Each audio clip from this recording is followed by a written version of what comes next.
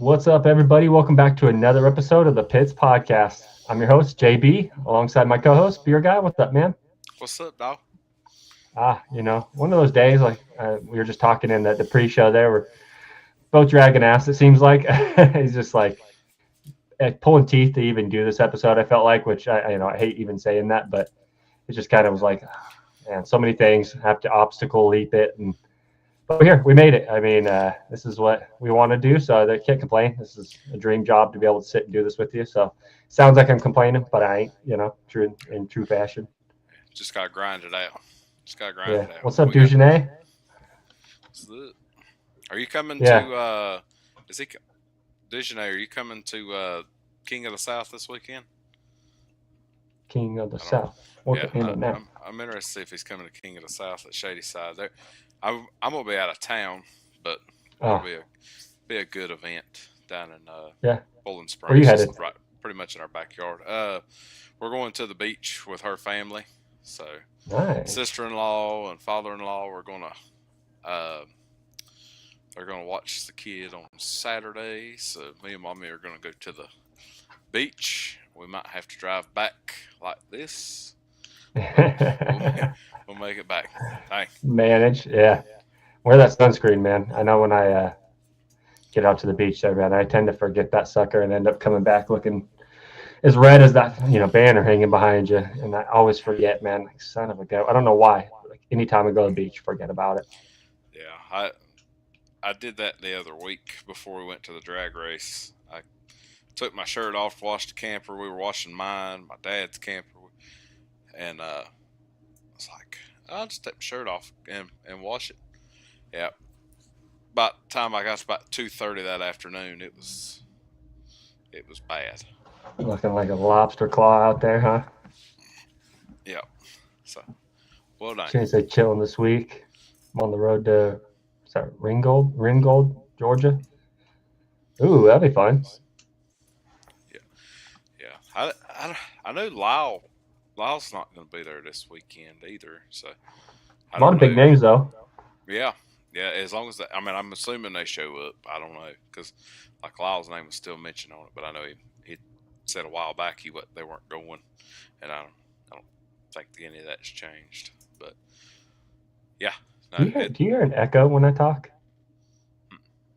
no, I have like a playback in my headphones that it's just like absolutely awful. I don't have the world's worst voice, but I also don't have the world's best voice. Having it ring back in, I'm like, oh god, double the pain. yeah, no, it's good on my end. Cool. It just it sometimes mine lags and I hear myself talking. It just a Does little it? bit. Yeah, Nothing worse than that Zizzo beginning episode, man. That was like, that I started like feeling like I was going insane there because he'd start talking and then it would finish and then I would start talking, but then it would like speed up your voice, and I was like, bro, I don't know what's happening with this program right now. yeah. I was hearing you talking. It was like awkward silence, and I'm like, Yeah, what's going on? What's going on here?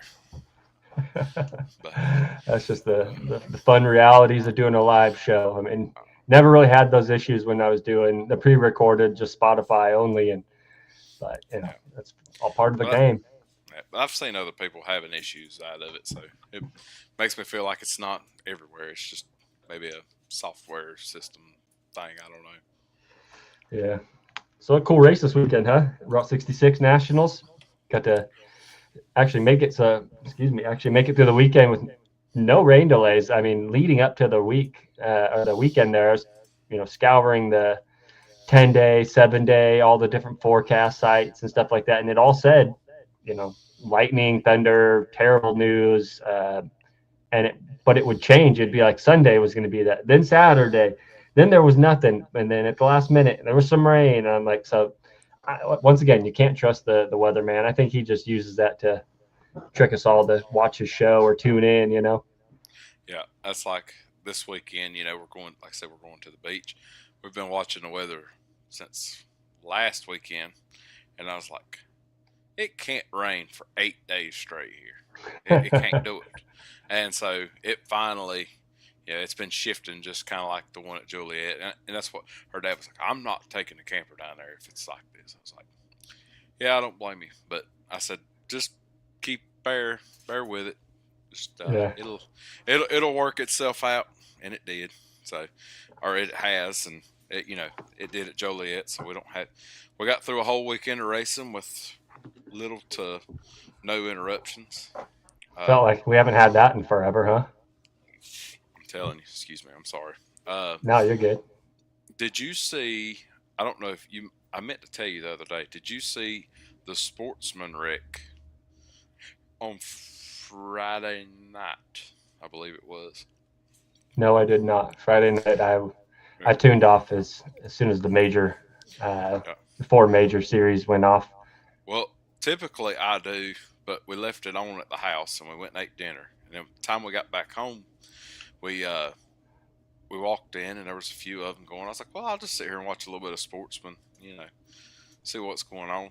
And dude, my man went off the line and it hooked and it smacked the wall, but it wasn't bad, but it was enough to cause damage and finish this weekend. I can't remember the guy's name or what it was. I was vaguely tuned in, and then it happened. Yeah, no, I'll have to go back and check that out. Like I said, I tuned out as soon as Pro Stock Motorcycle or Pro Stock, whatever, one of the two ended there. And I don't know what we did Friday night, but I just ended up turning it off. Probably turned on one of the NBA games or something like that. But no, unfortunately, I didn't see that. I pride myself in staying locked in for all the classes finishing and stuff like that. Something I enjoy watching. It also gives me an excuse to just sit on my duff and not really have too many responsibilities. So I tend to stretch it out as long as I can. Hey, I'm watching the race for the podcast where, I can't tune out now. But no, I turned it off. But it was. I didn't hear too much about it, so it sounds like he must have been okay.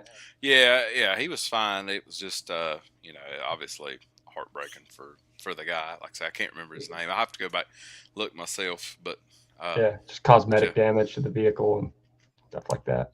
Yeah, but no, good weekend all around. A lot of uncertainty. I felt like about some of the matchups that we had Sunday and just some of the weirdness you saw in qualifying. Yeah, you called the TJ Zizzo, Antron Brown. You were like, man, if you guys line up, and of course, first round, TJ Zizzo, Antron Brown. I know. I felt so bad. Like I was like, man, I really jinxed this guy. And there was one more.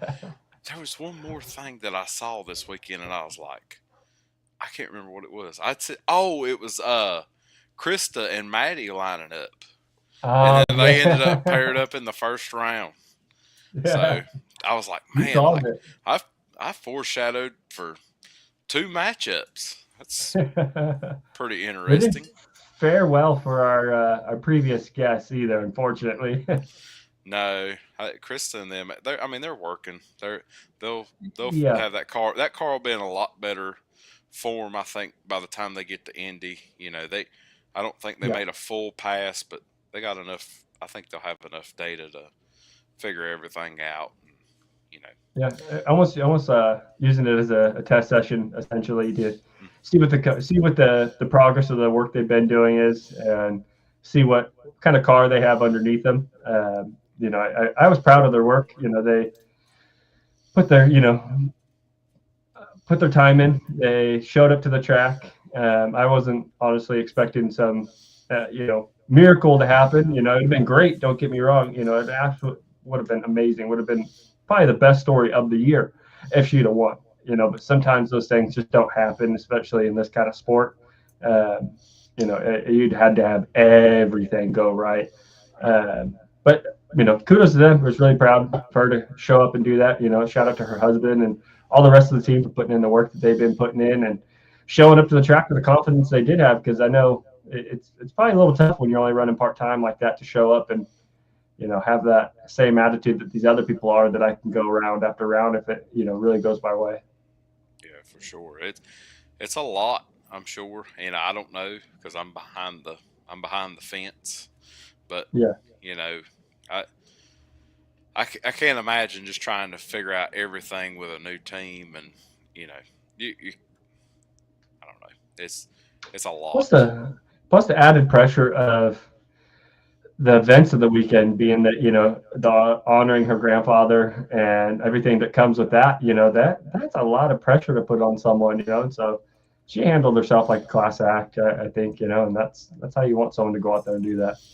Oh yeah, it was. I'm sure it was because she talked about her grandpa and everything, and kind of the way he still gets on to her about certain things, about being out of the groove and different odd and end things that he just kind of gets on to her about. I'm sure it was a lot, but my wife was bawling her eyes out when the first round of qualifying popped up, and he walked up there and like reached his hand in the car with her and everything. She's like, I can't do this. That She'll was a get. really touching moment. I don't blame her. Yeah, it was. I mean, it got me a little bit, but Yeah. it was cool to see him out there, man. He doesn't look his age. He looks probably 10 years younger, Yeah. at least. So Yeah. It's definitely exciting to see him out there. What's up, Nathaniel? That's my brother. oh yeah, What's up? What's up? Yeah, it was exciting to see him out there. I thought the whole mustache that she was rocking during the interviews and stuff like that was a cool touch, and just being silly. I mean, that's what it's about, not taking yourself too serious out there, but also being a professional. Uh, I handed out the little, Werther's candies. Dude, my 12-year-old loves those things, and I always give him crap. I'm like, what are you, an 85-year-old man? Like, who goes to the gas station and is like, hey, I'd be like, I want the Butterfinger or the Reese's, and he's like, let me get the Werther's hard candies. I'm like, okay, don't brother, you need some. don't attack him like that. Yeah. I like them too. I like those. Them strawberry. Yeah, I don't know. I'm assuming you have them out there. I'm assuming it's nationwide, but it's a little. It's got like a strawberry pattern, but it's just a little round candy. It's got like a little The soft super inside. super old person candy. I only see those Yes. in like an old church lady's little purse, Yes. or like a hair salon. My great aunt used to have those at her hair salon, Yeah. and I would eat the heck out of those things. Oh man. They're super good. Don't get me wrong, Yes. perfect. Yeah. Yeah. I So. don't I don't do I don't even know. I think those are like there's like an underground trade market of those because I've never seen them in store. Like I don't know where people are buying these, where they're coming up with them, but there's an underground old person trade market at like the retirement homes because where are you guys buying them? I've never seen them on store shelf. Nowhere. Tell me, have you Dollar, seen them? Dollar General. And, Really? and yeah, I don't know if is Dollar General nation. I don't even know if it's Yeah. nationwide. Is it? Yeah. Okay, okay. I mean, they pop up Mhm. everywhere down here in the South. So you, like we've got one a mile this way, one a mile that way, one a mile that way, and a mile this way. Like they put they put them everywhere. Yeah, we've got a few here. Dollar Tree is like our big one. Yeah, that's we we used to have like 3 or 4, but now we just got one, I think.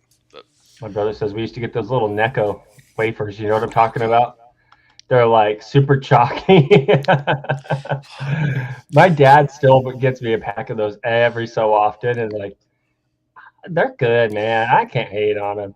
they discontinued them during COVID, didn't they, or something like You, that? you And then got me on that one. everybody had like an uproar about it, but or they discontinued them at some point in time, and there was a big uproar. I Probably don't for good remember. reason, man. I mean, I think they're more I nostalgic for maybe. me than they are than they are anything. But that like chalky, as soon as you put it in your mouth, and I'm not really a fan of that. Once you get past that, though, pretty good. Except for the black licorice. I ain't no black licorice fan over here. Yeah, there's too many bad memories with those wafers, so I'm just we'll keep it at that. There was some exes involved with that, so All right, I hear you. I hear you. yeah. That's funny. But Let's take a look at some of the winners from this weekend. all right. Got some video here. Pop up on the screen if I can navigate to it. I think it's not working. So Top Fuel, Sean Langdon, back-to-back winner, goes against Antron Brown in the finals. Takes out Sean Reed in the first round. Takes out his co-pilot and teammate in the second round, Doug Coletta, and third round takes out Josh Hart. But let's take a look at him versus Antron Brown in the finals. Para World Champions, the final time. Two of the top 75 racers in NHRA history. The Top Fuel Finals in Chicago are ready.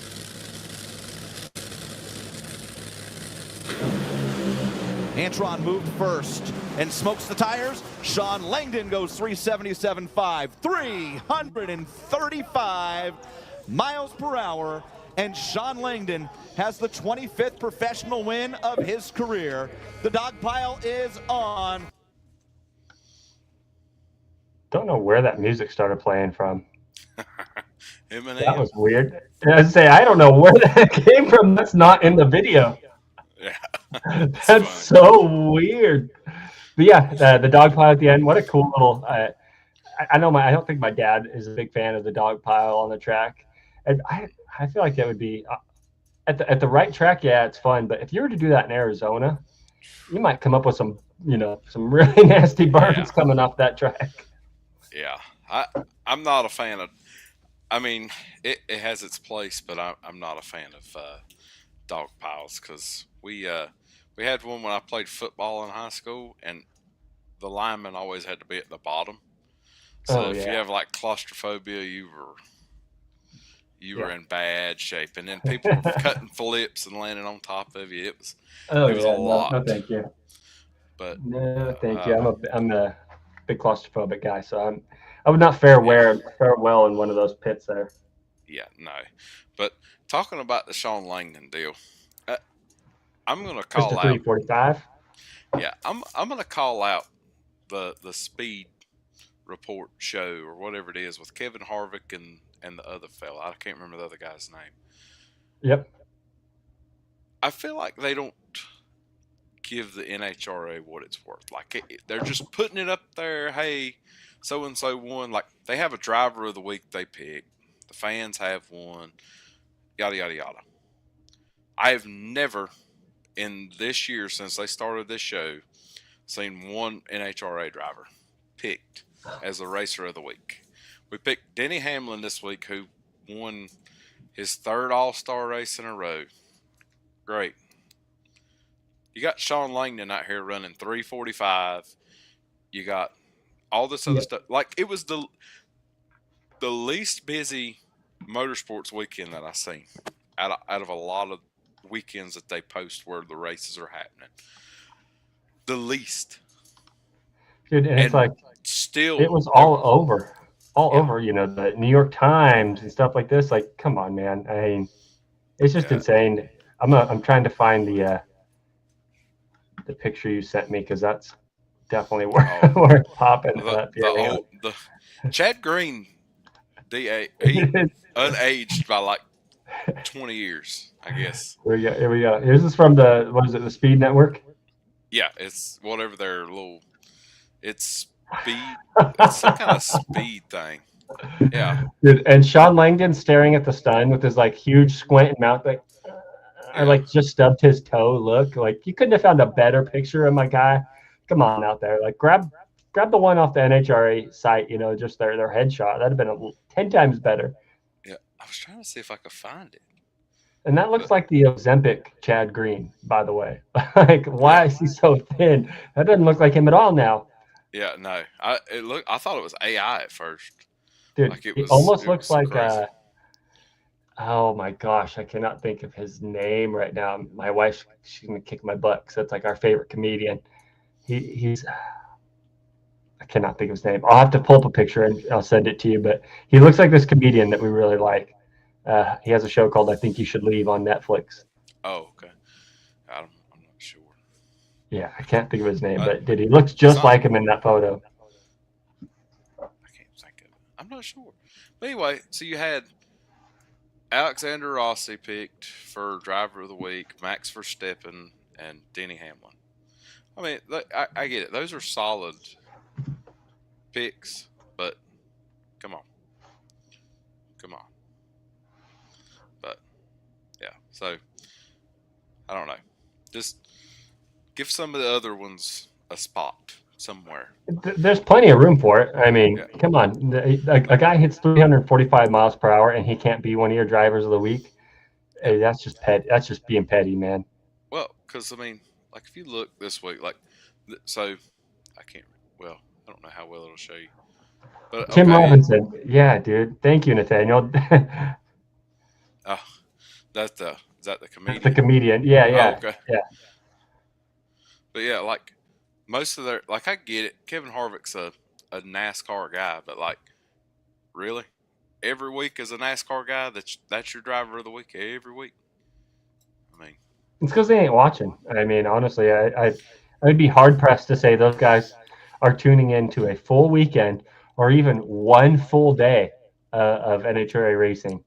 You know, it's like, get your head out of your ass, man, and expand your mindset. I mean, I'm a diehard NHRA fan, but I'll watch the entire Indy race this weekend. I'm not too cool to, not watch these other sports, man. I mean, come on, that's kind of uncool to say you're such a big racing head, but only for this sport. yeah, and I'm not knocking anybody. I love everybody. I was a Kevin Harvick fan, but I would love for them to say, hey, we recognize NHRA and some of the drivers that are doing exceptional things. Like, just come on. Yeah, it's not like every day some people are driving 345 miles per hour. Yeah, come on. Yeah, but good call though. I appreciate that one because I think people need to be held accountable for stuff like that, and it's just I kind of try biased. not. Yeah, I try not to complain. I try not to, I like everything motorsports related. Anything that I can watch that's extra, great. Yeah. But please just be fair across the board. And I'm biased. I like my NHRA people, but Yeah. I think there's so much that if somebody like Kevin Harvick said Sean Langdon's our driver of the week, okay, people are going to say, well, why is Sean Langdon driver of the week? Well, let me go look and see what Sean Langdon does. Well, okay, he's coming to the track right down the road from me this week. Let's go watch him race. And then they go, and then they're hooked. Yeah. Like, I don't know. That's my rant for the day. You go off, girl. All right, so moving on to funny car here. We had Chad Green going up against Alexis DeJoria. Chad Green snagging his second win of the season, which is surprising, but it also isn't because he's had such a great car for the last season, season and a half. Been definitely a contender. I just did not see him snagging 2 out of the 6 races in the beginning of the season. And kudos to that team. I mean, I thought it was pretty cool when his crew chief was stood up on the starting line and they had him on doing an interview, and they're like, bring up another world champion for us to bring, man, for us to beat. Yeah. He knocked off Ron Capps. He knocked off Austin Prock. Shout out to Austin Prock. Great. Probably his best weekend of the season so far. Had the lowest ET of the weekend. But yeah, let's take a look at Chad Green's run in funny car against Alexis DeJoria.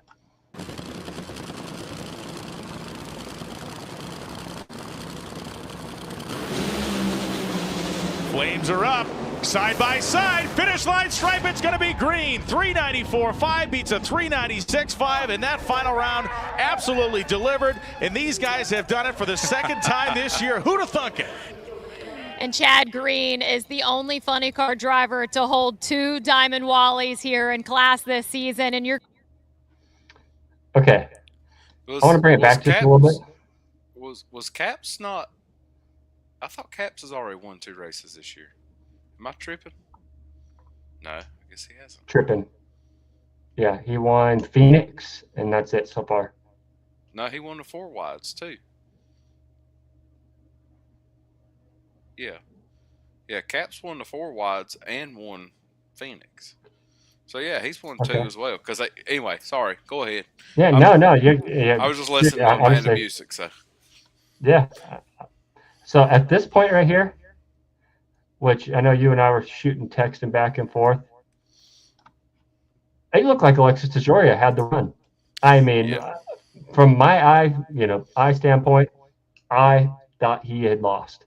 So when it pulled up at the end there, he had actually won the round. I was kind of surprised. I wish they would have gone back and showed a side-by-side, finish line thing, but it must have been so big that they didn't need to show it. You know, and I feel like sometimes they only do that with like a whole shot win or one that's really really close. Yeah. But they didn't show that, which I kind of wish they would have. Yeah. Sometimes I think that camera angle fools you too, because it's like, well, Yeah, it looks close, but then like when they go from that one and then it transitions to another angle, you're like, okay, that makes sense. But that one it didn't transition, so we're like, yeah, are you yeah. sure? Maybe just because it's the one side. Maybe if they showed it from the other side, from Alexis's side, you know, Mhm. facing Chad Green, maybe we would have seen it in true fashion. But like I was saying the same thing as you were. It's like it looked like she was leading there at the end, and then all of a sudden he got the winner light. You know, so Yeah. I wish they would have like a little. I know they have the Flex Jet drone on the starting line a lot of times, but they need to get one down on a second one, maybe down at the finish line. Because I'd love to see a heads up race like that go, from the view. Well, I think it would be cool just like you said, have that second drone or even use the same drone, Yeah. but you just don't see the start this time. But when you're up, it goes down, goes above the finish line, and brand the finish line, and show your over the top, and then just Yeah. flash it green or whatever. It'd be kind of cool to have That'd be something like kind of that. cool at the end. Yeah. But And give it another insight to how the race has actually won. But yeah, I think they did have that because it was kind of misleading there. yeah, for sure. But yeah, kudos to Chad Green Motorsports, man. I hate to question this because it sounds like like I'm bagging on the other guys, but I don't know why Chad Green's Motorsports one car does so well, but then you look at like a Blake Alexander or his son. I know his son did well the previous race, actually beat his dad at one point. I just don't know why their cars ain't running the same consistency that his car is. What are they doing here that they're not doing here? Yeah, I think Blake and them, they took the front clip and they went to Forces. I think they spent a lot of time at Forces this week working with the front clip, or I guess they were clipping the front end. Gotcha. But he looked a lot more sporty this weekend than he has. Yeah. And I think too, a lot of that is you got to think Chad's only in that car. You're mixing up Hunter, you're mixing up Blake, so you're got maybe two different driving styles, we got two different drivers, and I'm sure one might drive a little different than the other one, or so. However, but that may be where some of that curve is, but I'm not 100% sure. I'd like to know if they are doing a different setup or doing something else, that they're not doing on the other side of the fence there, because Chad's car is powering down the track every single run almost. I mean, sometimes he might lift it, and smoke the tires a little bit, but I don't know. Maybe he's just a more veteran, seasoned of a driver. Yeah. I mean, one thing is I saw for sure that Blake uses a different body style. He uses a Dodge. Chad's in a Ford. Yeah. I don't think that changes much of anything, but like I said, there's a few thing out there that I could see that could make that difference. The same argument could be made for JFR, right? I mean, yeah. Beckman. I don't think Jack's.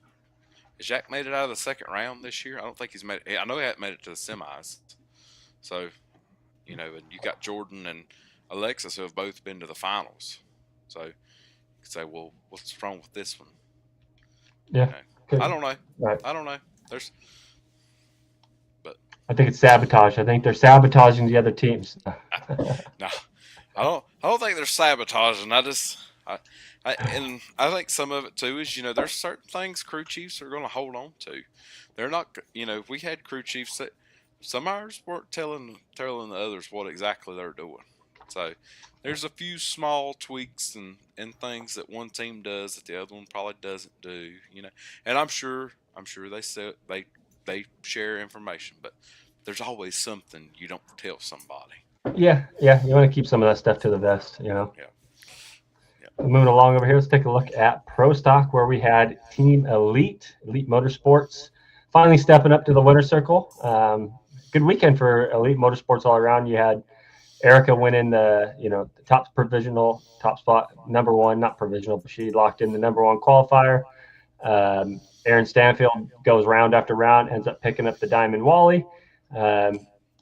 The slip back of Greg Anderson and Dallas Glenn and some of the KB guys is a little funky, back-to-back races where they didn't really qualify so well. They weren't, in their normal top 5 qualifying position, and then they just didn't go the rounds like they normally do. But let's take a look at Aaron Stanfield, and we'll be right back.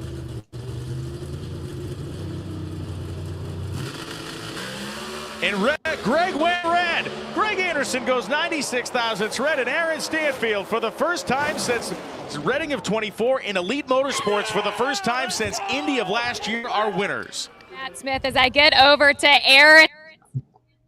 I thought it was funny when they cut to the Aaron Stanfield interview. It's just Matt Smith, like, Yeah. that cracks me up. I went back and watched that, laughed my ass off. I mean, Greg makes it to the finals, but he red lights it. Pretty uncharacteristic of a Greg Anderson car. But shout out to them. It's been a long time since we had an Elite Motorsports car in the winner's lane. Like they said, Indy of last year when Erica picked up her 50th win, and it's just been so weird for them over there, where they've got so many great drivers and tuners and crew chiefs and things like that. That to see them not, go into the winner's circle a little sooner. It's just a little mind-boggling. So shout out to them. It's cool to see Aaron Stanfield win one. I like him. Him and his dad are pretty cool. They kind of seem like they don't have a whole lot of drama or anything like that. They're just out there racing, doing their thing, and they're kind of the quiet guys of Team Elite, which Team Elite's a pretty large personality group over there. Yeah, and footprint, large personalities, and you catch a lot of them yapping a lot of times. So to hear them just not saying or not hear them week after week and just doing their thing is pretty cool. Yeah. Fun fact: my first Pro Stock shirt was an Aaron Stanfield shirt. So it's still here in the house somewhere. I don't know where it's at, but there we go. But yeah, no, I was happy to see it.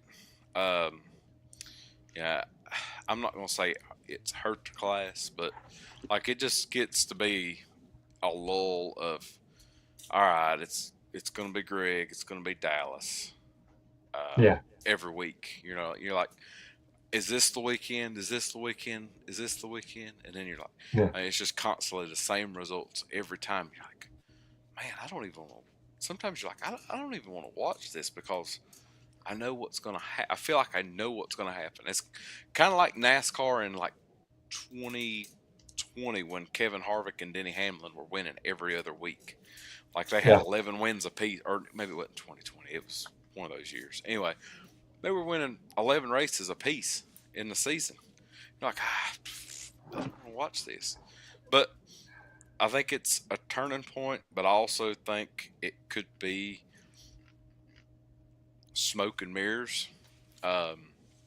Just because you went to South Georgia Motorsports Park a couple weeks ago, new track for everybody, a lot of big learning curve for both sides. Then you go to Chicago, where they didn't run last year, I believe. I don't think they ran at Chicago last year.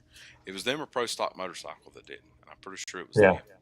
But anyway, that was a race that wasn't on the schedule. So 2 races back to back. Not really a lot of data other than 2-year-old data, and if you've went and tested at South Georgia a few years ago, but everything's totally different. It's just a lot of moving things. I'll be interested when after Maryland, when we go to Bristol. Bristol will be I feel like Bristol will be the point of, hey, Elite is here, Elite is back, Elite is making a threat in Pro Stock. Because, like I said, Maryland, another new track.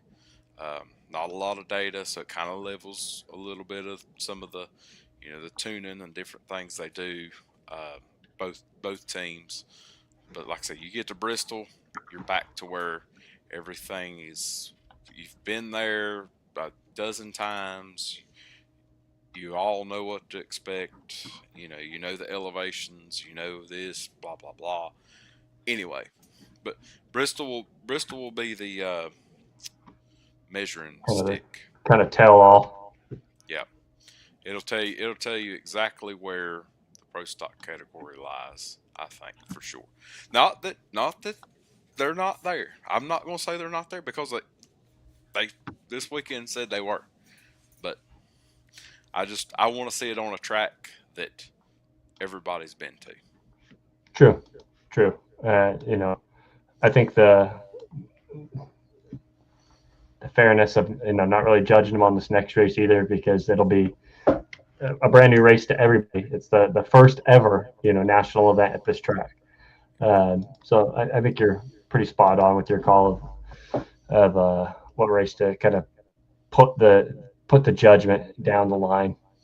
Yep, but I'm gonna go ahead and call it for this week and into next week. I'll say it again next week when we're on the show. I'm calling a Matt Latino win at Maryland. Okay. So okay. Write it down. Put it in writing. Matt Latino wins at Maryland. I don't know why, but I'm gonna call it. We need to get him on the show and do like and he does the ice baths. It'd be hilarious to like start off the show and us just be in an ice bath and be like, hey, look. We gotta be kind of silly. Be like an Old Spice commercial. Or Kevin Hart had that. What is it? Cold as balls, where they. Yeah. Yeah, I would definitely do it. I would do it. So Matt Latino, come on the show. I'll sit in an ice bath and we'll talk. I absolutely detest anything cold. So it'd be a tough one for me. Oh, so I'm trying to grab the I'll pick up the slack here. on it. You're good. But I forgot to upload the major moments. Oh, you're good. Yeah, we got Pro Stock Motorcycle with Matt Smith winning again. I felt so bad for Angie, and then I read comments yesterday, like they had transmission issues where they lost fourth gear, after the semis. It was the semis, and man, like that was heartbreaking for her. And just like I watched the interview with them on Joe Costello's WFO yesterday. I don't know if you had a chance to catch that, but Matt actually went back to the trailer and brought out the little part that broke on Angie's car, and it's this like little clip. It looks like this, and it has like a little notch that comes out. I mean, dude, it looks like a notch. It's tiny, and that notch broke off. And apparently that affected her first and third gear. So when she went to fire the bike off, no first gear, no nothing. She couldn't grab nothing to grab, and it was literally just something he said normally does not break. So it must have just been cracked, or a little defect, or something. But absolutely heartbreaking. And then for people to, chirp on social media that Matt was behind the scenes tampering with her bike is just hilarious, or the fact that she laid down for him to pick up the points, stuff like that. And I told Joe there on the little live chat, or no, it wasn't Joe, it was Duchesne. He was talking about it on his show, and I'm like, look, man, these people sound like someone that's never been married, because I don't know about you, but my wife, anytime we are going heads up on something, there is no way she is not trying to whoop my ass every time. Yeah. My wife's not losing to me. And vice versa. You're not going to lose to her. Yeah. No. That marriage competition is a real deal thing. I think it's probably more competitive than you going up against your arch rival. Yeah. I mean, it's like you guys live together, you're married, you know each other. You want bragging rights, man. You got to come home and have bragging rights. Yeah. And Angie had the best bike of the weekend. Hands Hands down. down. Everybody in that class will tell you Angie had the best bike. The stats say it. Everything says it. And just, I don't know. It's just so asinine the way people think of like, oh, Matt sabotaged her. He didn't want his wife to outrun him. No. Could you imagine, like, if that was actually something that, like, was proven? Like, how? Dude, that'd be such an awful look, not just for him as a racer, but as a husband. Like, first and foremost, as a husband, like, you think he's really, really going to do that? Like, give me a break. No. I mean, he wants to see her win just as much as he does. Yeah. I mean, if he could have a Matt Smith and Angie Smith final every week, I think he would be just fine with that. I'm not. Yeah. I don't want to speak for the man because I don't know him personally, but it'd be good for their pockets. I'll tell you that. Yeah. I mean, you know, his wife winning. Honestly, I don't mean this bad. Nothing towards Matt, but his wife is a female, and it will draw more attention than it will if Matt Smith wins. So explain to me the logic that these people have. Let's take a look at that win real fast. Pull that up. Kind of anticlimactic. Smith pulls one of his own tricks on his wife, backs out of the beams and rolls it back straight ahead. Angie goes straight in. And Angie Smith's motorcycle didn't budge. Smith's bike didn't move. Matt goes down to 683 at 185 miles per hour, and Matt Smith has won back-to-back races, and that couldn't have been more weird. I mean, and he had said, like, in the interview, he was like, if she would have been running me, she probably would have won, because he, just like a lot of the other bikes out there, once they got past the grandstands, they got hit by this gust of wind, and he was starting to tail off, and he had to kill the bike a little earlier than he normally would. And in the lane Angie runs, she's protected by that wall, and you know, would have been able to have made the full run, made the full pass without having to worry about getting blown around. Odds are she would have probably won. Yeah, and I think she would have, like you said. Yeah. You know, between that and she just had the best, like he said, like Duchesne said, she had the best bike on the property. And you know, I didn't realize it until the last couple of races we've had with the bikes, but Richard Gadsden was right. Like everything is there. And you know, the MSR bikes and the Vance and Hine bikes are here. And I feel like it used to be a Gage and Richard show, and now it's like, hey, nope. You got Matt, you got Angie, Gianna's getting better, Chase Van Zant's getting better. You know, you got Ryan Ayler. Go back and listen to our episode with Richard Gadsden. We asked him who his favorite rider is to go against, you know, and he had said Angie, because she's got the bike. She's got the potential to go out there and lay some good racing down. You know, the confidence is there within not just their own team, but everybody else sees it. You know, it's not something that's like a hidden secret or anything like that. She had the best bike. She had the most potential to win the weekend. It was a major bummer. It was sad to see that. You know, you don't ever see anyone that has that kind of potential to go out that you're like, I think from like past number one of the weekend, Q1, it was like, okay, number 2, number 3, number 4. After Q4, it was kind of set in stone that she was going to win the race. You know, barring something like that happening, she was going to win the race. Yeah, the only thing that kept me from picking her was Gage winning Too Fast, Too Tasty. I know she was faster, but her reaction time was a little off, and I felt like that was one thing that would have kept her from winning. Not a broken part. I would have thought more so it would have been she was late to the tree or whatever it may have been. I will say something about that. You know, just as something I picked up during her interview on, I think, WFO again. She had mentioned that she wasn't going out there to kill the tree and have a killer number. She wanted to go out there and be conservative on her hit because she knew she had the bike. She didn't have to go out there and knock down the tree and have a double O or something silly like that, risk the potential of hitting a red light.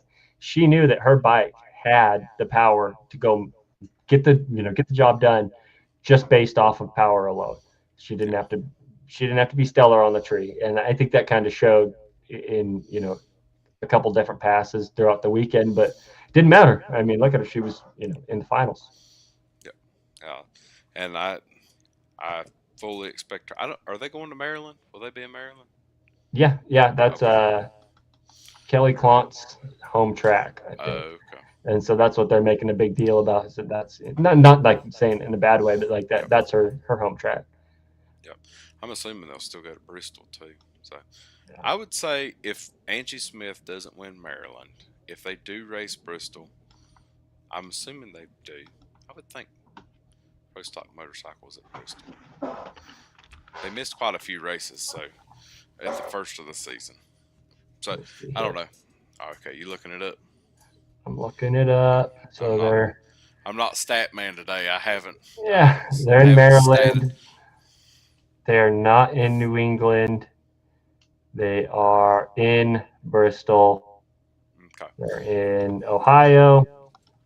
And unfortunately, dude, I can hate it that they're not going to be in Sonoma this year. They're doing exhibitions, though. Yes, but still kills me. They're not in Washington. They're not in Brainerd. They're back at Indy. Martin. And they'll be back for the count. They'll be back for the count. The rest of the countdown, I'm sure. Yep. After that, but yep. Yeah, I'm gonna go ahead and I'm gonna make this call a month in advance, almost a month. Angie Smith wins Bristol. She doesn't win Maryland. She wins Bristol. Calling it. Just give me Angie Smith for Bristol. But she's close. She's very, very, very, very, very close. Should have already had it. Yeah. So, but yeah. Let's take a break here, and then we'll take a look at the standings in the Beer Guy League, and we'll go over the Major Moments bracket. But let's hear from the people at Drag Race Bracket Bonanza. Drag racing fans, check out Drag Race Bracket Bonanza. It's the free, family-friendly fantasy bracket game. Now, after final qualifying at every national event, you can fill out your bracket for all the pro classes. It's free, easy to click on your picks. If you need some help, just hit the randomizer button to fill in the blanks. It's for fun, stay engaged, and pick your winners today. Bam, bam, bam, and we're back. Dujanay thinks Richard wins Maryland. He's calling that one. I don't disagree with that. I don't disagree with that. I think Richard wins Maryland. Well, they're not going to New England. I was going to say if they go to New England, I felt like that would be a John Hall type of race. I don't know why. Yeah. Let me move the ban. Let me move the banner out of the way. Okay. Cover number 9 and 10 there. I'm gonna send you. Got the beer guy. Yeah, got the beer guy rankings here. I'll go over them while you're doing that. And number 1, we got BK NHRA 1. Number 2, Jambo, cousin of Rambo, I'm assuming. Number 3 is the Pits Podcast. That's right. Number 4, Nitro AJ. Number 5, Obi. Number 6, Fast Eddie WFO. Shout out Eddie. Looks like he's in Hawaii right now or some sort of tropical island like that. Number 7, Nitro Surveyor. He moved up into the top 10 this weekend. Blaine in number 8. Number 9, GG Stevens 87. And number 10, Big Tony 805. Hey, yo, Tony. Hey, yo, Big Tony. Big Tony, man. That's a cool name. Yeah. I wonder if he's Italian. I put money on it. He's Italian. Yeah. How you doing? But make sure you guys join the Beer Guy League if you haven't already. It's a code all lowercase Beer Guy. come join myself, Beer Guy, his wife, and plenty of others, and see if you can't crack it to that top 10. I know it's a little, late to possibly make a good run at, being a number one at the end of the season, but join anyways. I mean, weirder things have happened. But wait, JB. Let's hear it. There's 68 people in the league right now, I believe. Nice. Now, here's the kicker. When we get to the countdown after Indy, we will take the top 64 again, and we will do a Countdown Madness bracket. That was my favorite. If you have not joined the Beer Guy League, I advise you to join it, because if there are people at the bottom who are not making their picks every weekend in the league, they're putting themselves behind from getting in. Get in. So just get in, jump over them, get in the top 64, and we'll have Countdown Madness. Because guess what? We're going to take this sleeve from a cylinder, and we're going to turn this into a beer mug. That's right. I don't condone you drinking from it. I don't know what all chemicals and oils and everything that has been through this, but I do know that this did. I'm pretty sure. I would have to confirm. I don't know if there's a way to confirm or not, but I did get this from the Charlotte Wind from Austin's area of the pits. So, just saying, it could have come off a race-winning car from last year's championship. Don't know. I can't confirm to you or not, but I'm just telling you. When I get done with this, it'll be cool. It'll be a badass trophy, and we're going to have a lot of fun doing it. Yeah, that was my favorite thing you did last season. I thought that was pretty innovative. Yeah, it's pretty innovative for you to do, being that, there's already so much going on. So when you dropped that, I was like, oh man, this is sick. I was super excited. I think I made it to the top final 8 or something like that.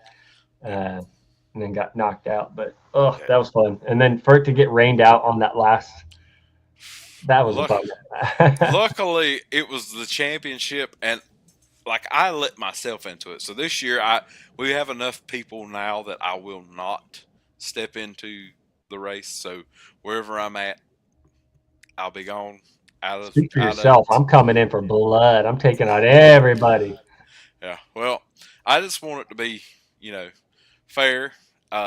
Not that I have any insider trading or anything within the sport that I know what's going on, but I want everybody. You're calling people to tell them, "Hey, throw the race. I need you to win. I need to win this one. I need to pick Angie this week. Throw the race." Yeah, if I was doing that, I would be first in the league right now, and I would have every plaque from Drag Race Bracket Bonanza, but I don't. I have 0. JB has 1. Almost had 2. It was looking good after first round. I was sitting number 7 overall in the main league.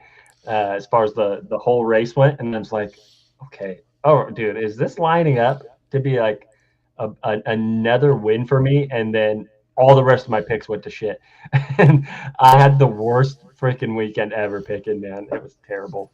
Yeah, I don't know what it is with mine, man. I get in there and I analyze and I'm like, all right, I'm looking at this, I'm looking at that. Who's been making good runs? Who's been doing this? Yeah, nope. I suck. But speaking of Drag Race Bracket Bonanza and all the fun that they bring, they dropped the Major Moments bracket recently.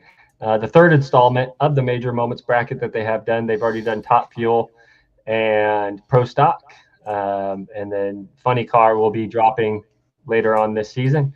But this is probably my favorite one so far. I think the Pro Stock motorcycle, as everybody knows, is my favorite class to watch. It's one that I've paid the most attention to be quite honest with. Now I can't say I go back all the way to the 80s or anything like that, watching Dave Schultz or someone like that, but I do remember a lot of the late 90s and everything pretty much through the 2000s up to today. So super excited. But yeah, really, really fun. We'll run down the line here. We got Dave Schultz last championship Antron Brown debuts with Team 23. That's a cool little moment there. Team 23 was Troy Vincent's team that he had, Antron Brown's cousin. And if you guys don't know, Troy Vincent was a legend on the Philadelphia Eagles. So I was already a diehard fan of Antron Brown just for that fact alone, that he ran on a team that was owned by a Philadelphia Eagle. We got Hines and Smith quickest side-by-side. Richard Gadsden, first black pro stock motorcycle champion. Dave Schultz wins the 7th Southern Nationals. Harley wins a 100th NHRA race. Vance and Hines switch to Harley Davidson. Gage Herrera, fastest 25 wins. Chase Van Zandt ends Herrera's streak. Let's pause there for a second, and let's actually take a look at Gage Herrera losing to Chase Van Zandt, which coincidentally was Chase Van Zandt's first ever win.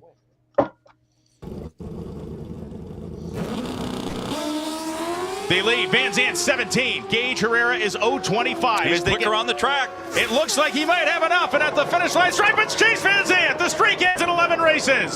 672 at 201 miles an hour by 43 thousandths of a second. And that is how you get a first career win. Super cool. See Sadie Glenn rocking up there, hanging out with everybody. They pull back up the bam. We have, I don't think I have the right one back up. There we go. Steve Johnson wins first race. Jerry Savoie wins championship on a Suzuki. Matt Smith wins first world championship. Gino Scali shocks the world for a championship in 2003, his only world championship. Terry Vance wins first pro stock motorcycle exhibition. Ellie Tonglet wins world championship, and Angelle Sampé, second woman to win a title. Moving on. Go ahead. Oh, no, you're good. I'll say something at the end. Yeah, Andrew Hines wins record 56 pro stock motorcycle event. Harley Davidson named official bike, which I think was a huge turning point for the NHRA for a long, long while. I thought the Harley Davidson guys were just so sick. You know, the bikes were awesome. They looked sharp. And I don't know how many events you probably went to as a younger guy or anything like that, but they had the coolest hero cards. So everyone else hands out like the normal 8x11 hero card. When you went to Vance and Hines and went to go get theirs, they had a full-size poster. Oh, wow. I mean, dude, full-size poster. You had to roll it up, carry it around for the rest of the weekend, hope you didn't damage the sucker. I still have a couple hidden somewhere, but they were always super cool. Terry Vance wins first pro stock national event. Peggy Llewellyn, first black female winner. GT Tonglet wins Road to the Future award. John Myers debuts with Star Racing. Pizza John Mafaro breaks up Monopoly. Matt Hines, first pro stock motorcycle rookie of the year. They're absolutely deserving. The 50th Gators sets ET speed records. Hector Arana versus Hector Arana Jr. That's the first race between the two. And Antron Brown wins first pro stock motorcycle race. His first pro stock motorcycle race, which I happen to have. I am.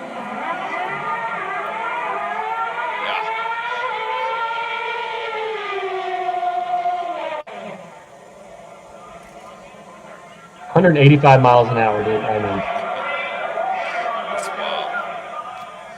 Oh, look at those crew shirts, man. That's bad ass.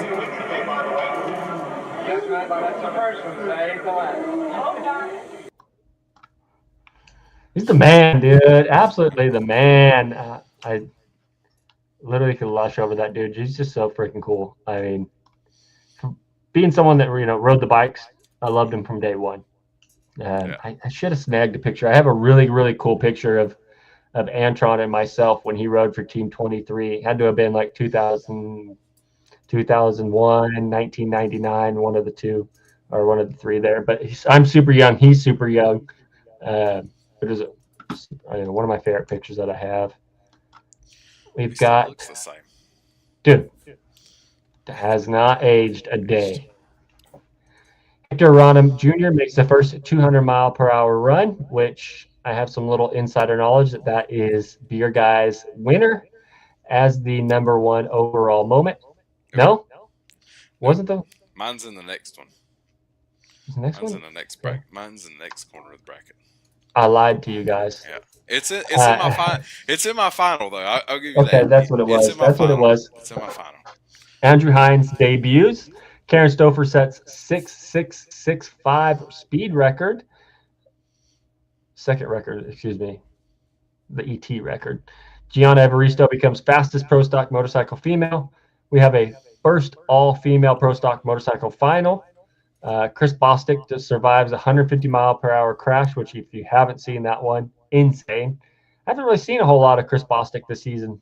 Yeah, No. I think we saw him what, first race of the year, and then they had some. He had some engine troubles, and then I hadn't seen him. I don't think he was at Charlotte. He might have been. I don't think so. I haven't seen him the last couple races though, for sure. No. First Harley Davidson race. Angel Sampey earns 59th, number 1. Andrew Hines makes first sub 7 second pro stock motorcycle run. Andrew Hines passes Schultz and wins, which is huge. Ellie Tonglet wins Rookie of the Year and a championship. I do believe he won the championship that season without having won a race. Richard Gadsden wins first career race, which some of these I don't have a lot of the older ones because it's a little harder to pull up, but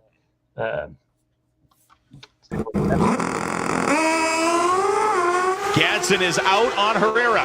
He's out on Herrera by 18 thousandths of a second. He's cracking toward the center line. Gadsden got him. 688.4, 196 miles an hour. Richard Gadsden, his first national event win on a hole shot. The turning point for Richard Gadsden. Went on a tear after that and has not stopped. No, has not. Rounding out this bracket, we got Hector Rama Sr. wins first championship. Angel Sampey, top female NHRA wins. We have a three women enter pro stock motorcycle class, which we have that now. I mean that's kind of been the standard now. Angel Sampey, first female pro stock motorcycle winner.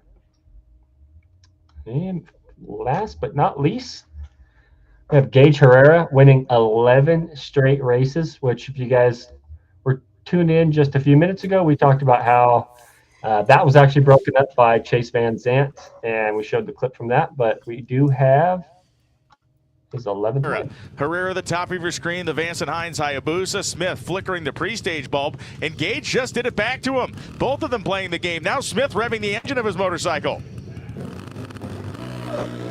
Worked against Matt Smith. He is second off the line.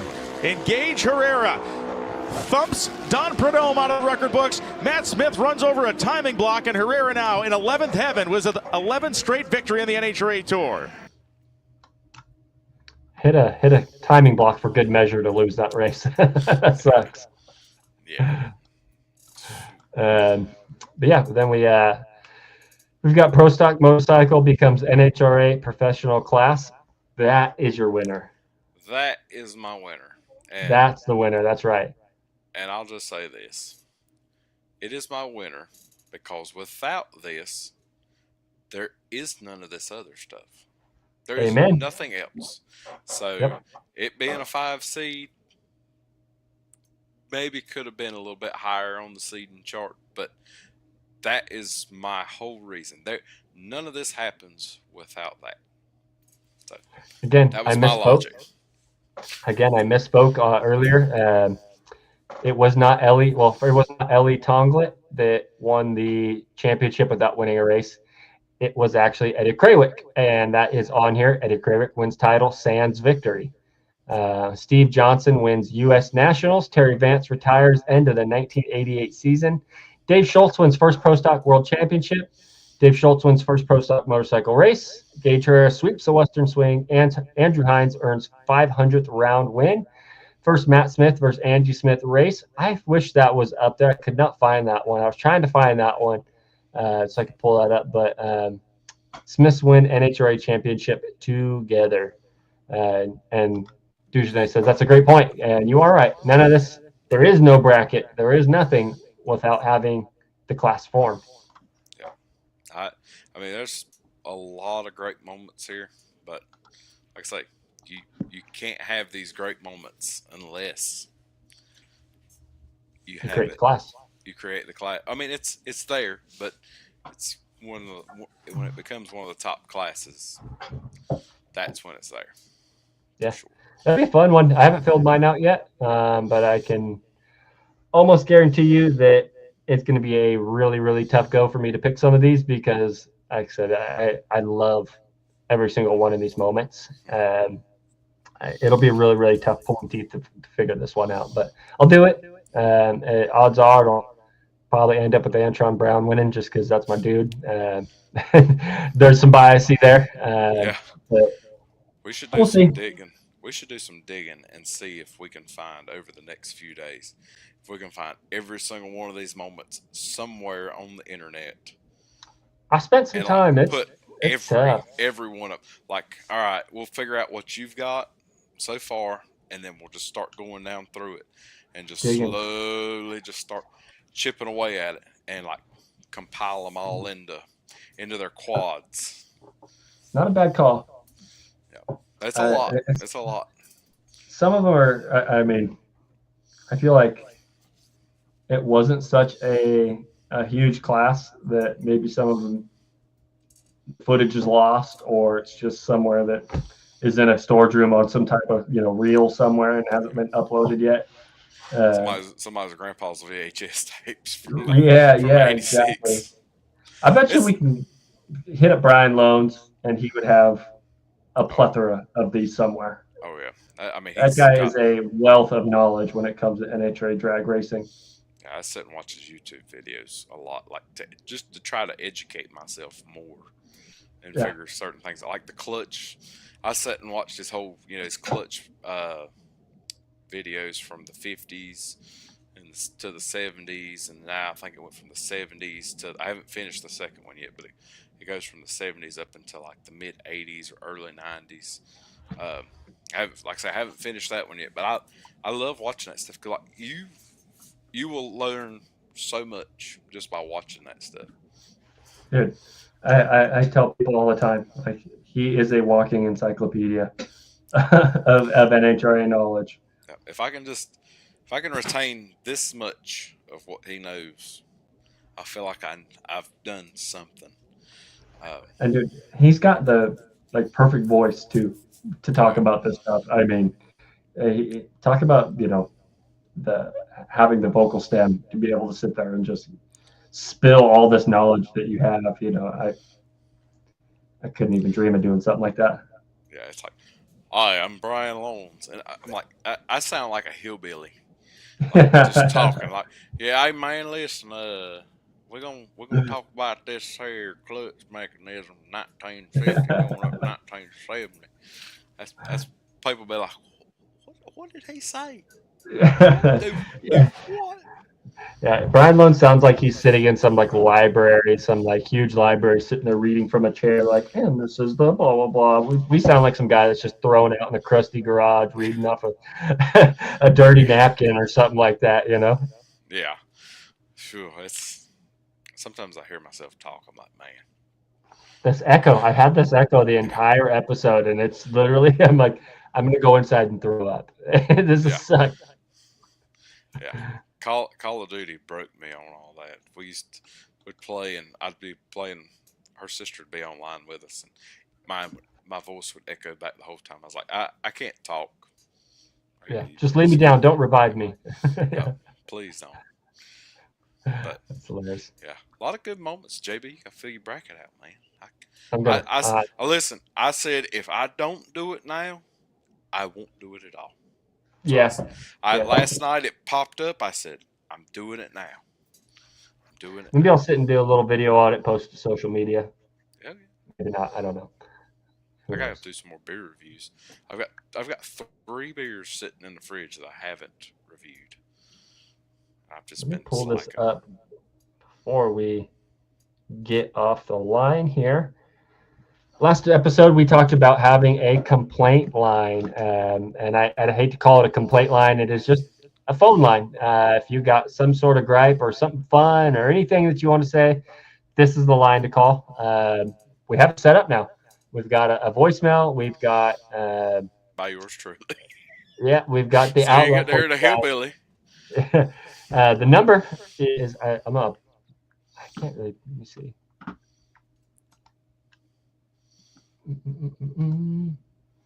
Let's see. Try to pop it up there. Yeah. Reaction line Yes, sir. is going to be.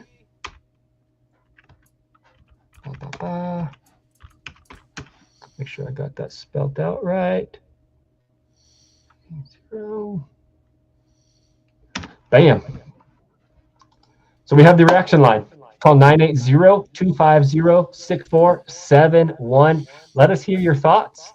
Whether or not it's something that you've had on your mind for a long time, or just something that you want to get off the cusp real quick. Let us know. Hit us up. We'll replay it here on the line and definitely go over it and let your complaints, your voice be heard. Yeah, I want to hear fun to be in the everything. Yeah, I want to hear. It's fun to be in the comment section, but to actually have your voice put out there broadcasted, this is it right here. Yeah, you went to your first NHRA race. We want to hear about it. You went and you were dead set on J.R. Todd was going to win this weekend, and he didn't, and he red lighted, and you're pissed off, and you're riding in the car an hour and a half back to the house. Pick up the phone and call. Look, we want to hear it.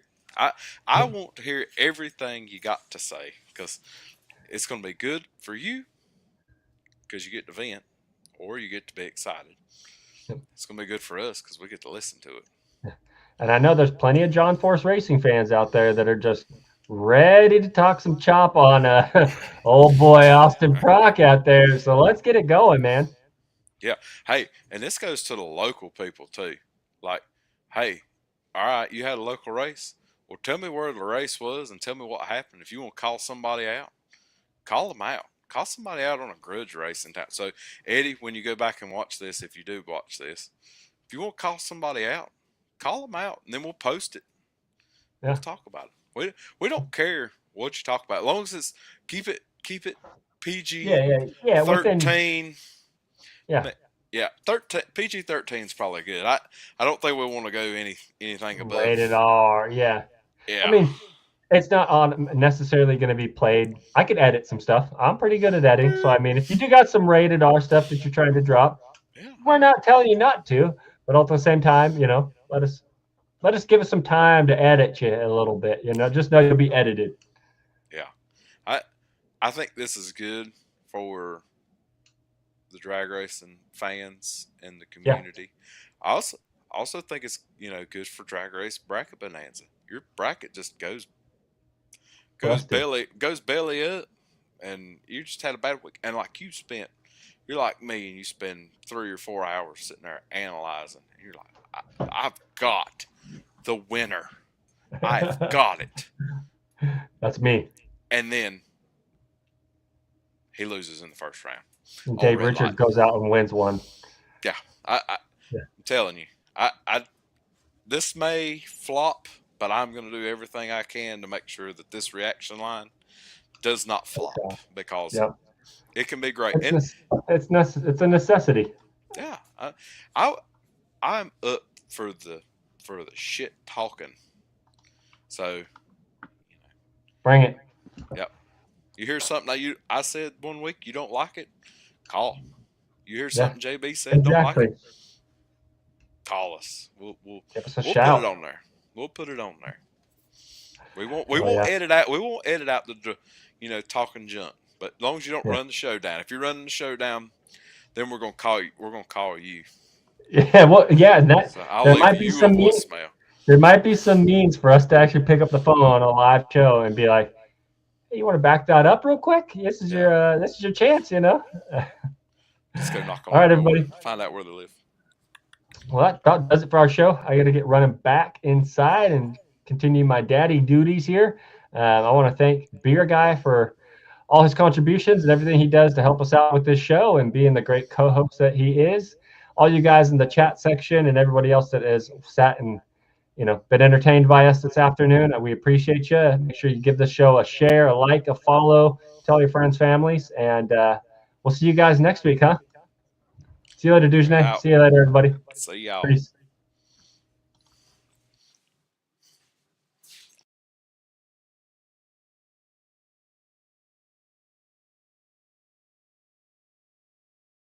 Oh my God! Oh!